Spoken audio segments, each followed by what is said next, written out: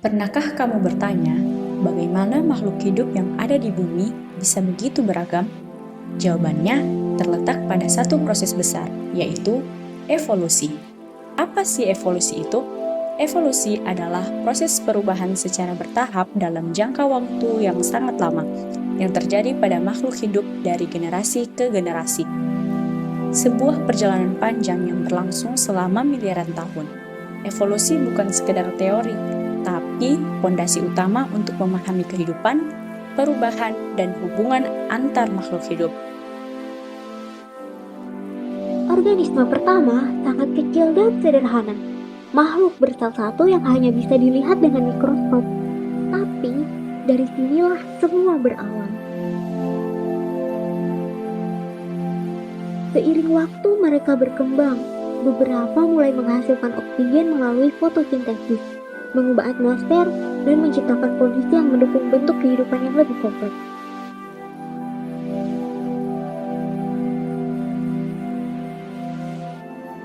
Kemudian muncullah makhluk besar banyak. Mereka berevolusi dalam berbagai bentuk. Kehidupan di laut berkembang pesat, penuh dengan makhluk aneh dan unik.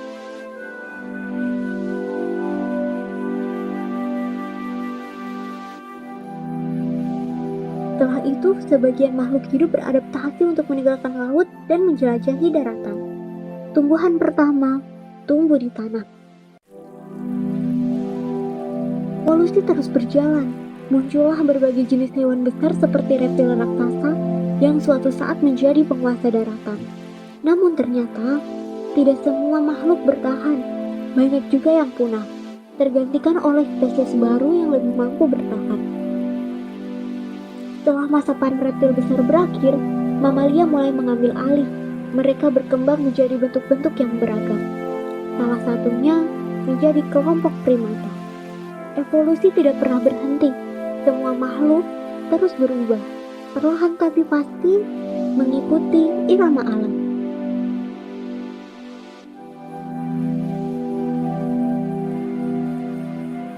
Salah satu contoh nyata evolusi dalam kehidupan sehari-hari adalah resistensi antibiotik pada bakteri. Selalu ada variasi genetik dalam suatu populasi bakteri. Kadang-kadang, beberapa bakteri memiliki mutasi genetik yang membuat mereka kurang rentan terhadap antibiotik tertentu. Penggunaan antibiotik yang meluas selama abad ke-20 membuat banyak penyakit yang dulu mematikan menjadi mudah diobati. Namun, sekarang semakin banyak antibiotik yang kehilangan keefektifannya. Apa penyebabnya? Masalah utama bukan pada antibiotiknya, tetapi pada bakteri yang ingin dilawan. Ini bisa dijelaskan oleh teori evolusi Darwin. Seperti makhluk hidup lainnya, bakteri bisa mengalami mutasi secara acak. Banyak mutasi yang merugikan, tetapi kadang ada mutasi yang memberi keuntungan bertahan hidup. Pada bakteri, mutasi ini bisa membuat mereka kebal terhadap antibiotik.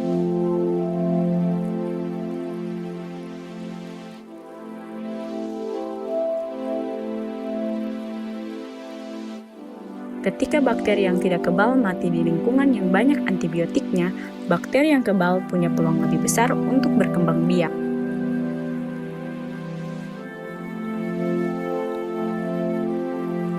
Beberapa bakteri bisa melepaskan DNA-nya setelah mati, dan DNA ini bisa diambil oleh bakteri lain.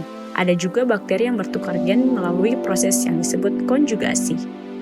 Dalam biologi, teori evolusi membantu kita memahami bagaimana kehidupan muncul dan berkembang menjadi berbagai bentuk yang kita lihat saat ini, serta yang terawetkan dalam catatan fosil setelah bumi terbentuk. Charles Darwin adalah seorang ilmuwan asal Inggris yang dikenal sebagai tokoh utama di balik teori evolusi modern. Pada abad ke-19, pemikirannya mengubah cara manusia memahami asal-usul dan perkembangan kehidupan di bumi. Bukunya yang terkenal dengan judul On the Origin of Species diterbitkan pada tahun 1859. Salah satu gagasan paling ikonik dari Charles Darwin dalam teori evolusinya adalah The Tree of Life atau pohon kehidupan. Darwin menyimpulkan bahwa semua makhluk hidup memiliki nenek moyang yang sama, kemudian mengalami proses diversifikasi dan perubahan bertahap selama jutaan tahun.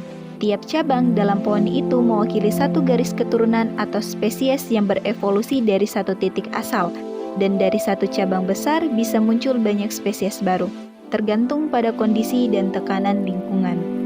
Evolusi terjadi secara bertahap yang terjadi dalam jangka waktu yang lama. Perubahan tersebut melibatkan meningkatnya kompleksitas struktur dan fungsi makhluk hidup, disertai dengan peningkatan keanekaragaman hayati. Contohnya pada ikan. Awalnya, bentuk ikan sangat sederhana, tidak memiliki rahang, sirip yang lengkap, atau tulang sejati. Seiring waktu dan tekanan lingkungan, ikan mulai berevolusi menjadi bentuk yang lebih kompleks. Ada banyak bukti yang mendukung teori evolusi, di antaranya bukti paleontologi, anatomi perbandingan, embriologi, biokimia, penyebaran geografis, dan domestikasi. Bukti-bukti ini menunjukkan bahwa spesies telah mengalami perubahan bertahap dalam jangka waktu yang sangat lama. Mari kita bahas lebih lanjut mengenai bukti evolusi berdasarkan penemuan paleontologi. Paleontologi adalah ilmu yang mempelajari kehidupan masa lampau melalui fosil. Seorang paleontolog atau ahli paleontologi adalah ilmuwan yang mempelajari fosil dan kehidupan purba, khususnya melalui studi terhadap fosil. Fosil dapat berupa awetan seluruh tubuh, sebagian tubuh seperti cangkang atau tulang, maupun jejak kaki. Temuan-temuan memukau di awal 1800-an, termasuk rangka fosil makhluk laut raksasa yang disebut Ichthyosaurus atau ikan kadal, membuat banyak naturalis yakin bahwa evolusi pasti pernah terjadi. Berikut merupakan contoh fosil Ichthyosaurus communis yang menunjukkan struktur tubuh termasuk tulang belakang, rusuk, dan bentuk macamnya yang khas. Fosil amonit merupakan kerang laut purba yang memiliki bentuk spiral seperti tanduk. Amonit hidup jutaan tahun lalu dan kini banyak ditemukan sebagai fosil di batuan laut. Amonit adalah nama yang berasal dari organisme yang mempunyai bentuk mirip tanduk yang melingkar. Amonit mirip dengan gurita atau cumi-cumi dan sotong. Amonit hidup di laut, sehingga apabila pada saat sekarang ditemukan fosil amonit, maka bisa dipastikan di tempat tersebut dahulunya adalah berada di bawah permukaan laut.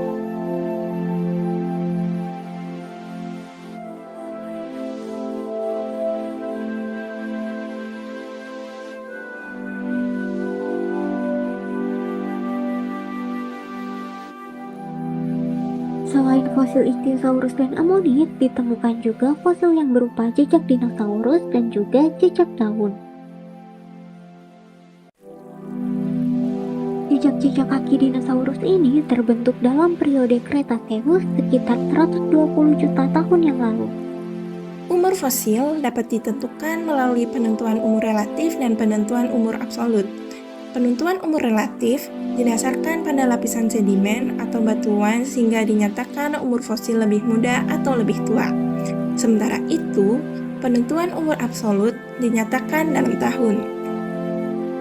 Ini menunjukkan lapisan-lapisan tanah yang berisi fosil dari berbagai zaman yang diurutkan berdasarkan umur relatifnya dari yang tertua hingga yang termuda.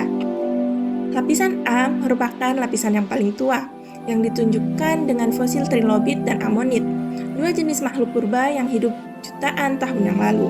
Sementara itu, lapisan E adalah lapisan yang paling muda, berisi fosil mamalia seperti kuda dan gajah purba atau mamut, yang menunjukkan bahwa mereka hidup di zaman yang lebih modern.